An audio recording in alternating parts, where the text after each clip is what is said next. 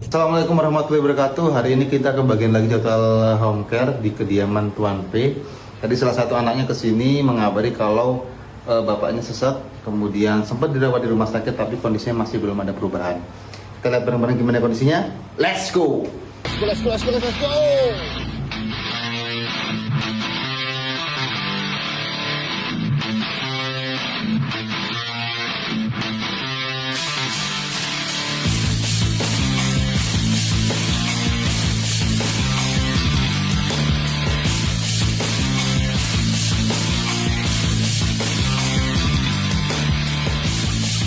Oke, kita sudah sampai di lokasi. Kita langsung cek aja kondisinya gimana.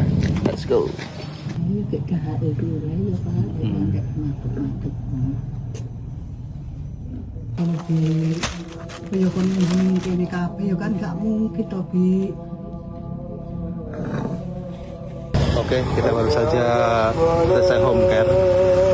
Mohon maaf tadi kita tidak bisa menunjukkan kondisi pasiennya karena memang dalam kondisi Tuan P tadi tidak memungkinkan untuk di video.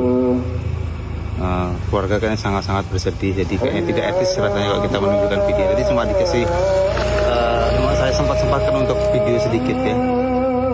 Kita sarankan untuk dibawa ke rumah sakit karena kondisinya lumayan